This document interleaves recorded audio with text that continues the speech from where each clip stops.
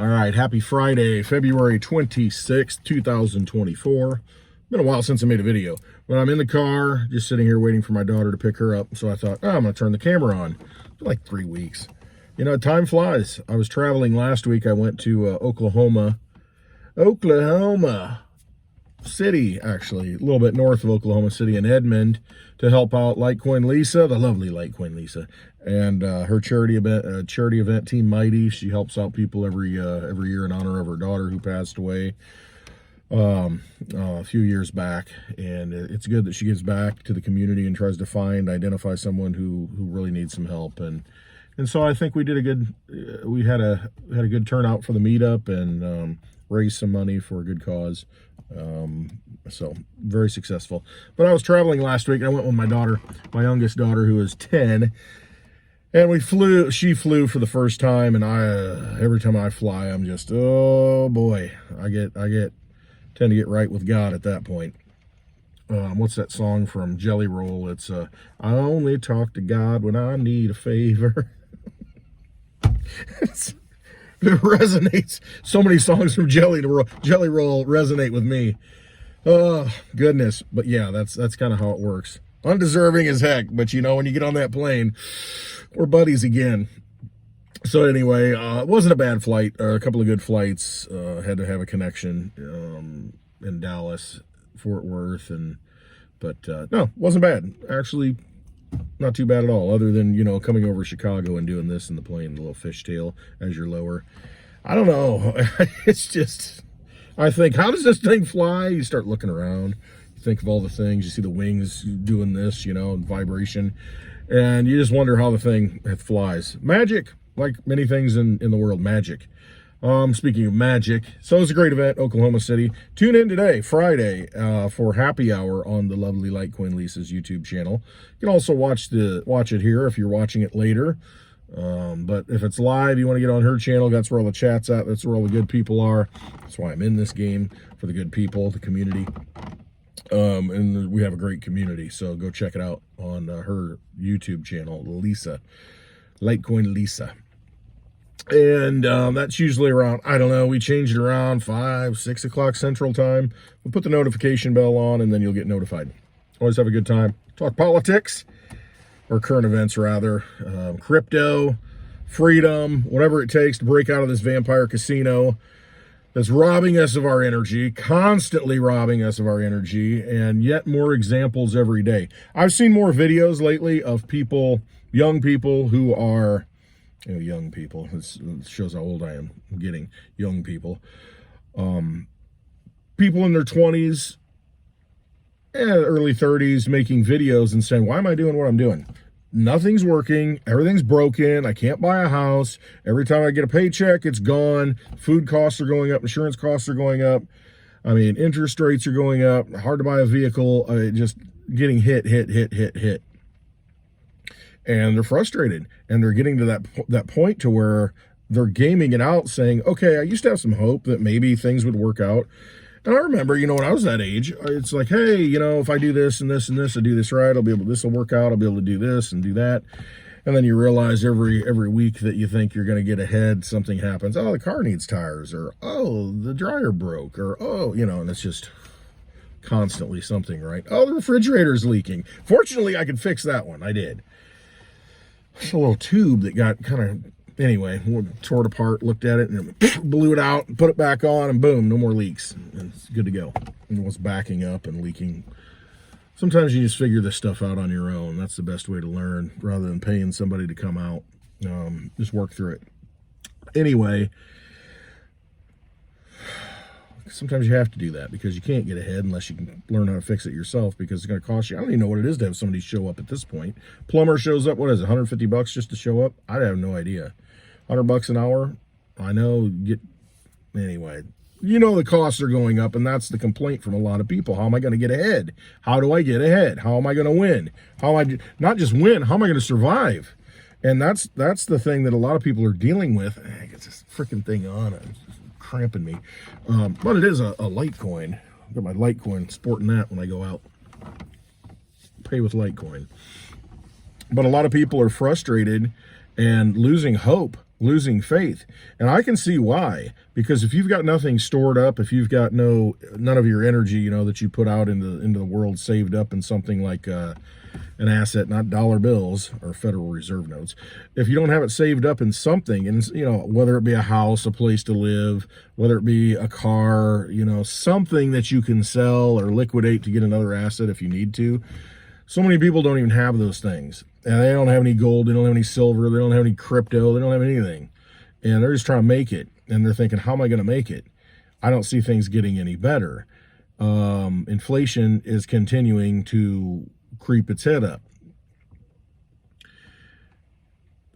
And they just, I see that level of frustration out there to where they're like, what difference does it make? Why am I paying my taxes? Why am I even bothering going to work? Because I'm not getting ahead.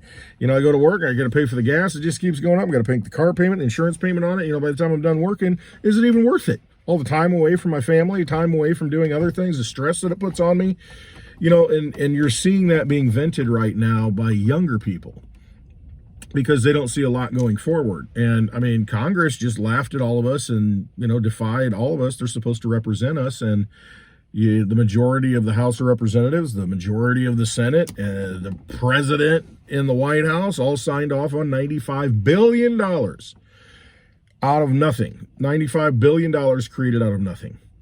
And it's not something that was budgeted. No, they just created it. And $95 billion to send to Ukraine, to Israel, to Gaza, which is kind of strange. You know, you're funding Israel and you're funding Gaza, humanitarian in Gaza. So you got Israel coming and bombing Gaza, and so we're funding Israel, and of course it's for defense. You know, they're defending themselves, even though they're the ones shooting missiles now, or I should say bringing troops into Gaza and destroying it.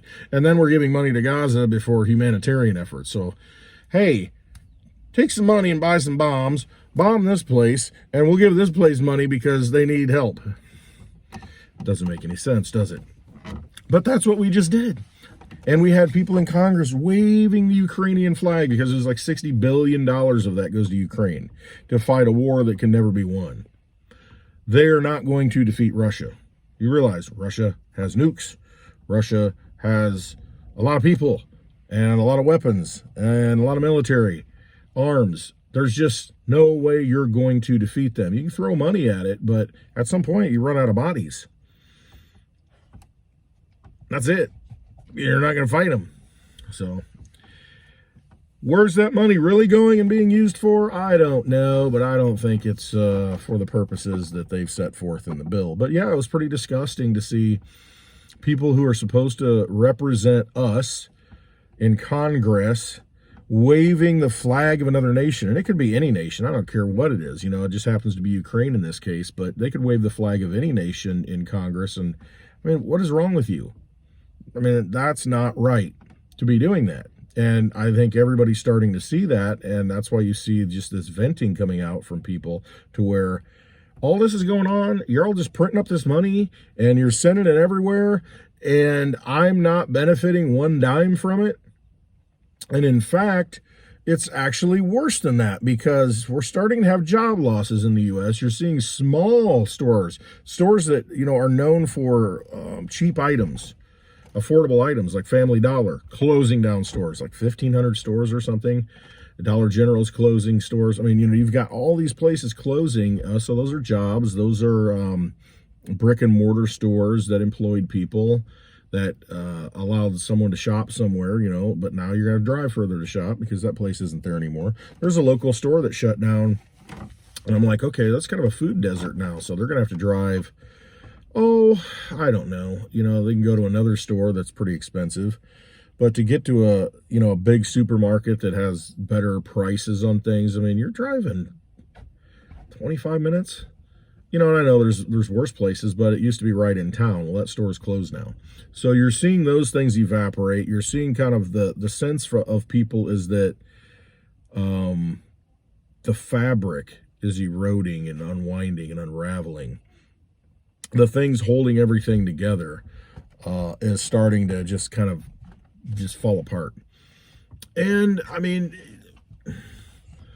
You know, I mean, I think Cliff High in his data kind of called this to where it's going to fracture people's minds in a way. It's going to make people really look at things differently, and because you're used to a certain way of doing things, and now all of a sudden everything's changing, everything's moving. It's so fluid. It's really it will have an effect on people's mindset, because, you know, you're kind of used to stasis and homeostasis, I guess you could call it. You're used to things kind of normalizing, and, you know, as long as we don't deviate too far, you know, we can adjust. But I think things are going to happen so quickly that most people aren't going to be able to adjust. And you're going to see a lot of people going nuts, or at least we think that's what we're going to call it, going crazy, because they're not able to adjust, and they're going to question everything that has ever happened to them and everything they've ever done. And they're going to look at it and say, was this all just a big lie? And I'll be sitting back saying, yes, indeed it was. And it's about time you figured it out. But I guess this is the time, these are the times that those things need to happen. Some of us have seen this way in advance and said, and we're still not going to be prepared for it, but we've seen it and said, okay, we know things are screwed up and it can only sustain itself so long. And I think we're seeing that point of not being able to sustain it any longer. And it's the money, it's the governmental systems, it's the centralized power. It's gotten so big and so bloated that it just cannot stand on its own weight, its own, you know, its own foundation anymore. It's crumbling. And that's going to ripple throughout society and the world. We are the world reserve currency here in the United States. The U.S. dollar touches everything. And again, it's not the U.S. dollar. U.S. dollar is silver-based, constitutional money. We have a Federal Reserve note. We've outsourced that in 1913. Go look it up. It's essentially handed it over to a private bank, and they print the money for us and charge us a penalty to do that, interest. So when you think, well, heck, you're just printing up money to go to Ukraine, that comes at a cost, an initial cost, and then down the road, it's an interest cost. I mean, so it devalues everything. It inflates the price of everything, because when you inflate the monetary supply, it's going to go into something else, and it's going to drive prices up somewhere else. You're putting more, it's like putting water in a balloon, you know, and at some point it's going to explode and it's going to go everywhere. It's going to find a way to just touch everything. It's going to explode everywhere. You can't keep pumping more into it. Keep pumping more water into a pond, it's going to overflow, and it's going to find a place to go. That's what this money's doing. Keep pumping more money into the system, it's going to find somewhere to go. It's going to push the price of houses up. It's going to push the stock market up. It's going to push crypto up. It's going to push food up. It's going to push the cost of everything up. So it's the monetary creation is the problem. As you continue to just create, the end result is the price of everything goes up. Hey, come on. The price of things go up, and that's what we're seeing. I mean, we created like $7-8 trillion during the pandemic, and we're seeing the results of that now flowing through the system, and it's never stopped, and it continues to accelerate. So cost of things is not going to go down. Anyway, kind of got on the crypto subject there a little bit. I think it's important right now. What we're seeing is government backlashing against cryptocurrency. We saw it against Samurai Wallet. They arrested a couple of the developers, I think it was, of the Samurai Wallet, which was a wallet where, you know, you can put your crypto in. We're seeing the FBI yesterday release a warning or a public service announcement that says, be careful if you're dealing with exchanges and they're not asking for your information and your identity, your KYC, know your customer. Well, you might be putting yourself at risk. In other words, we're going to pick the winners and losers. You know, you might want to put your stuff on an exchange and think that, oh, well, I don't have to verify my identity, and so that's a good thing. You know, I like anonymity. And they might come in and say, lock the exchange up, and if you've got crypto sitting on there, it's gone. And they even tell you that. It's like, hey, you're taking a risk. You know, you never know. And not that KYC, you know, that stuff even helps. You know, anything. You can go look at Johnny Litecoin and what he says about that. It helps the criminals more than it helps the innocents. But what you're seeing is government backlashing against crypto. And a lot of people will say they want to kill crypto, they hate crypto, and it's like I take the opposing stance of it. I think they want to use crypto at a bigger level to absorb all the excesses. So they printed all this money, and the only way to get out of it, because they can't pay it back, is to absorb it in some way, have some asset that will sponge it up without, being too devastating. So let's say, okay, we're going to use housing as the new standard to sponge up all this excess money. Well, then you'd have billion-dollar houses. Well, that's not going to work.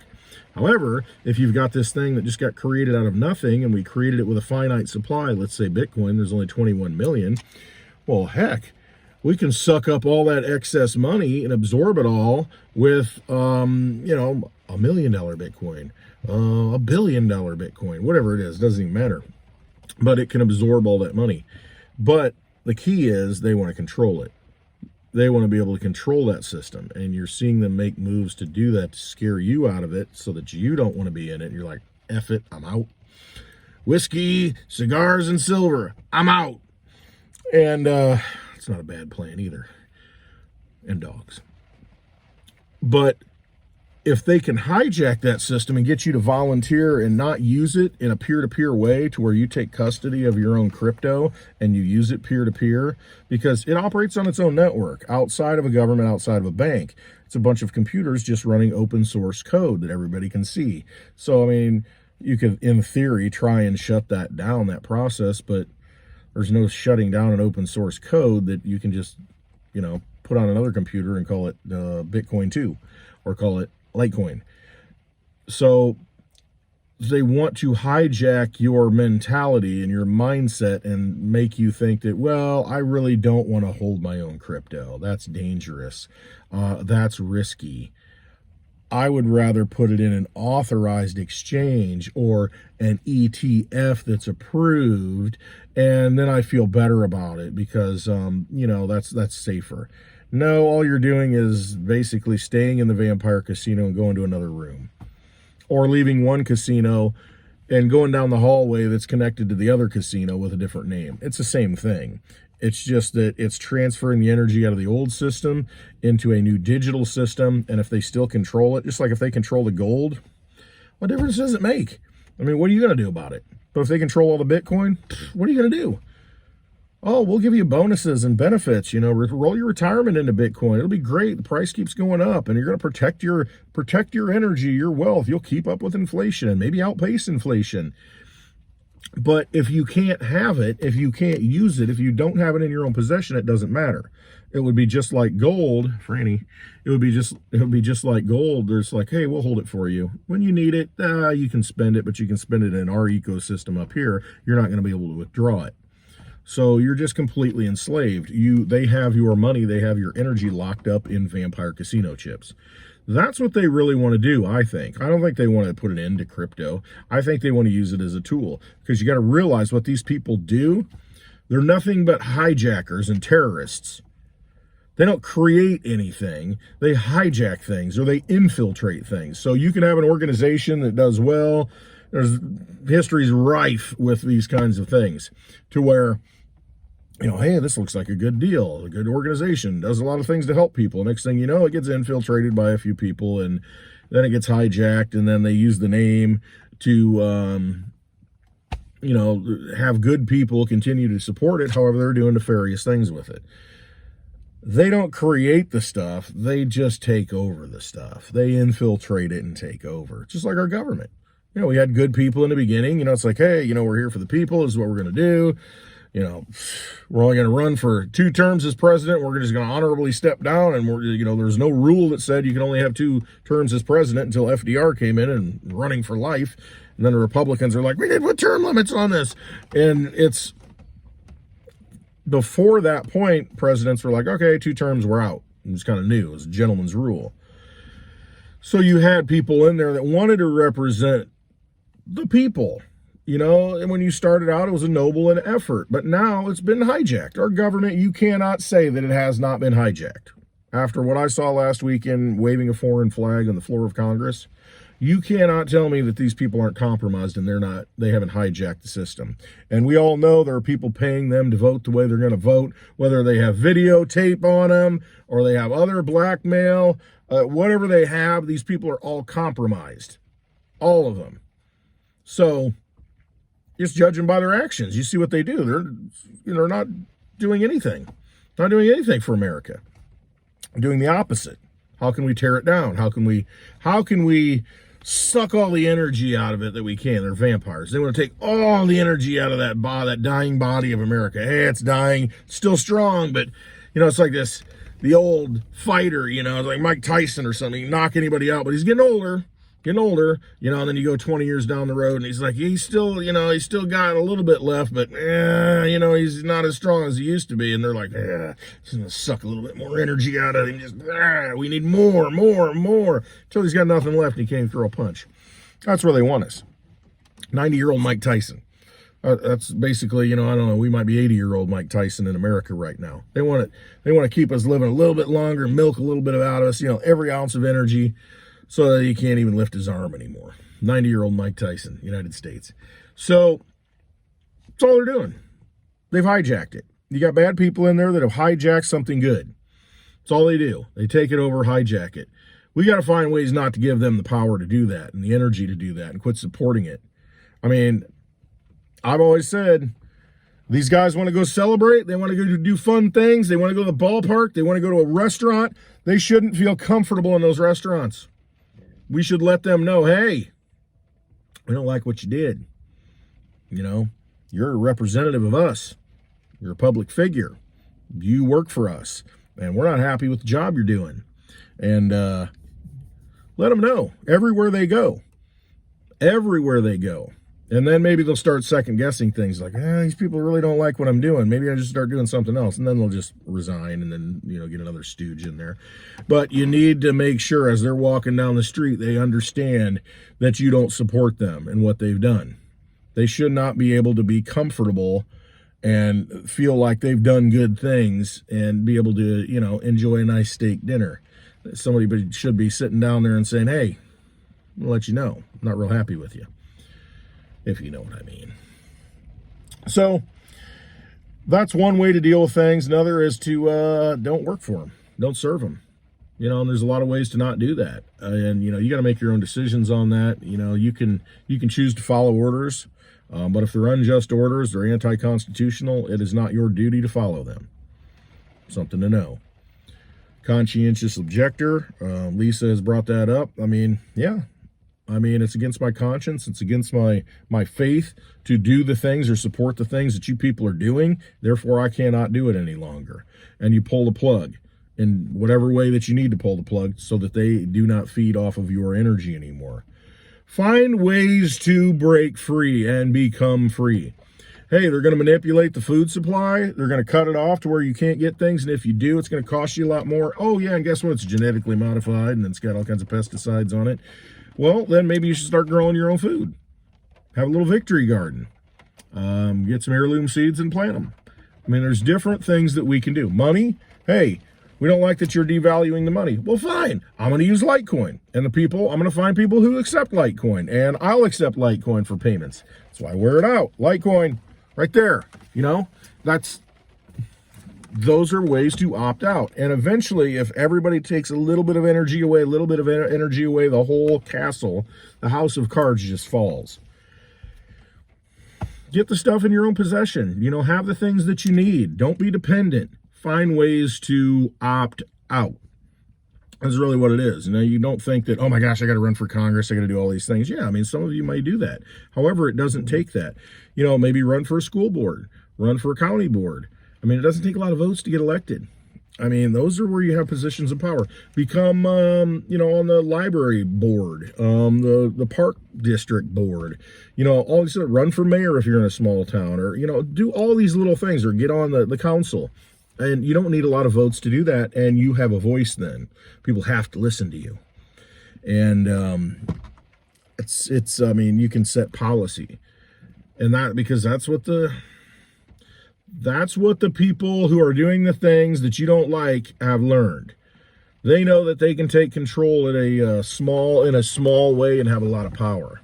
Some of these positions, they make, if you're head of the library, you're putting the books in there that kids can read.